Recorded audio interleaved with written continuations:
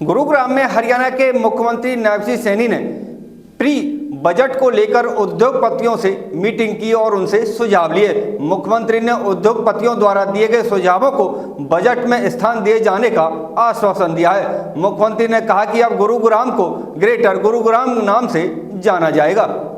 Pre budget को लेकर उद्योगपतियों से मीटिंग करने पहुंचे हरियाणा के मुख्यमंत्री नायब सिंह सैनी ने सुझाव लिए। उद्योगपतियों द्वारा दिए गए सुझावों को बजट में स्थान दिए जाने का आश्वासन मुख्यमंत्री ने दिया। गुरुग्राम के पीडब्ल्यूडी रेस्ट हाउस में उद्योगपतियों और रियल एस्टेट के लोगों के साथ हुई इस बैठक में कई अहम सुझाव दिए गए हैं। मुख्यमंत्री ने उद्योगपतियों को आश्वासन दिया है कि 2025 में नई औद्योगिक नीति लागू की जाएगी, जिससे उद्योगपतियों को किसी भी तरह की कोई परेशानी ना हो और ज्यादा से ज्यादा उद्योग हरियाणा में स्थापित हो सके, जिससे प्रदेश का संपूर्ण विकास हो सके। मुख्यमंत्री ने कहा कि अब गुरुग्राम को ग्रेटर गुरुग्राम के नाम से जाना जाएगा। मिलेनियम सिटी, साइबर सिटी के बाद गुरुग्राम को ग्रेटर गुरुग्राम बनाने की दिशा में तेजी से काम किया जा रहा है। किसानों की समस्या पर मुख्यमंत्री ने कहा कि देश के प्रधानमंत्री नरेंद्र मोदी ने किसानों को नए साल का तोहफा दिया है। किसानों को 38,500 करोड़ रुपए की सब्सिडी दी गई है। इसके अलावा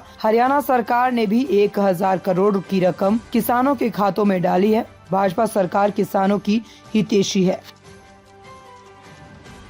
चर्चा की उद्योगपतियों के साथ प्री बजट को लेकर किस तरह के सुझाव मिले?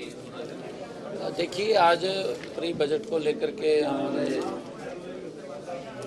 सभी गुरुग्राम के प्रमुख इंडस्ट्रियलिस्ट, उनके और डिक्की और उसके साथ रियल एस्टेट के साथ साथ और जो गणमान्य लोग जो इंडस्ट्रीज के अंदर काम कर रहे हैं, ऐसे सब लोगों के जो उनकी यूनियंस थी, उन सब से हमने बात की। उनके सुझाव आए हैं, अच्छे सुझाव उन्होंने दिए हैं, क्योंकि ये छठा प्री बजट कंसल्टेशंस ये अलग अलग क्षेत्र के अंदर हमारा रहता है और इसके अंदर हमने आज ये इंडस्ट्रियल्स और रियल एस्टेट्स के लोगों से आज बात किया है कि उनके क्या क्या सुझाव इसके अंदर हो सकते हैं। अच्छे सुझाव उन्होंने दिए हैं और हरियाणा प्रदेश एक विकसित हरियाणा बनने में और हमारे यहाँ पर अच्छी संख्या में इन्वेस्टर्स के लिए लोग आएँ, उसके लिए हमने उनसे सुझाव लिए थे और हमने कहा कि हम 2025 में एक न्यू इंडस्ट्री पॉलिसी वो भी हम लेकर के आ रहे हैं, ताकि और ज़्यादा इन्वेस्टर्स हरियाणा के अंदर आ सकें। और हमने अपने संकल्प पत्र में भी कहा है कि हम 10 जिलों के अंदर IMT हम बनाने वाले हैं, उसको लेकर के भी बजट के अंदर हमने सुझाव लिए हैं और लोगों के सुझाव जो हमारे पास आए हैं उनको हम इस बजट के अंदर शामिल करते हुए, ताकि प्रदेश को उसका लाभ मिले और लोगों का जो सुझाव आए हैं उनको भी उसका लाभ मिले, उसको हम करने वाले हैं। सब प्रधानमंत्री नरेंद्र मोदी ने देश के किसानों को तोहफा दिया है, हरियाणा के किसानों को। हाँ, कल नव वर्ष के ऊपर देश के यशस्वी प्रधानमंत्री नरेंद्र मोदी जी ने, क्योंकि आज तक इस प्रकार की, क्योंकि मैं ये मानता हूँ एक्चुअल में कांग्रेस पार्टी ने किसानों के साथ धोखा किया है। कांग्रेस पार्टी ने किसानों का शोषण किया है और हम ये मानते हैं कि कांग्रेस के समय के अंदर हमारे जो उर्वरक हैं उनके दाम बढ़ गए थे, चाहे DAP है, यूरिया है, परंतु उसके दाम कम नहीं हुए, वो उसका वजन किसान के ऊपर पड़ा है। आदरणीय मोदी जी ने कल भी बैठक करके जो DAP और यूरिया के दाम बढ़े थे पिछले दिनों, पीछे भी सब्सिडी दी थी और कल भी 38,500 करोड़ रुपए की सब्सिडी का ऐलान किया है। हम स्वागत करते हैं, इसका हमारे किसानों को बड़ा लाभ वो मिलेगा, उनके ऊपर कोई दबाव नहीं पड़ेगा, उसके खर्चे कम होंगे, उसकी इनकम बढ़ेगी, उसकी पैदावार ज़्यादा होगी। और ये चिंता अगर कोई कर सकता है तो नरेंद्र मोदी जी जैसा व्यक्ति ही चिंता कर सकता है कि हमारा किसान सशक्त और मजबूत होना चाहिए।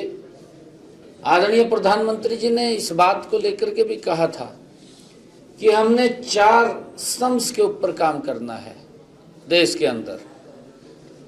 किसान है, जो उन्होंने ज्ञान की बात कही थी, गरीब है, युवा है और नारी है और हमारा अन्नदाता है, किसान है।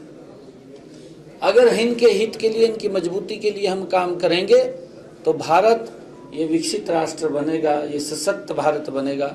उसको लेकर के मैं आदरणीय प्रधानमंत्री जी का धन्यवाद करना चाहूँगा कि उन्होंने आने वाले समय के लिए जो 38,500 करोड़ रुपए की इस उर्वरक पदार्थों के ऊपर जो हमारा यूरिया और DAP है उसके ऊपर सब्सिडी दी है, उसके लिए हम धन्यवाद करते हैं और हमारे किसानों को इसका देश के अंदर बड़ा लाभ मिलेगा। किसान नेता डल्लेवाल लगातार अनशन में बैठे हुए हैं। सुप्रीम कोर्ट कह चुका है कि अनशन छुड़वाना है और कल पंजाब पुलिस भी पहुंची, लेकिन उसके बावजूद अनशन नहीं छूटा। क्या कहना चाहेंगे? माननीय सुप्रीम कोर्ट ने एक कमेटी का गठन किया हुआ है और कमेटी भी वो संपर्क में है और पंजाब सरकार को कहा है कि आप उसको देखिए, उनसे बातचीत कीजिए। और हम ये मानते हैं कि हमने हरियाणा के अंदर किसान की 100% फसल MSP पर खरीदने का निर्णय किया है। अन्य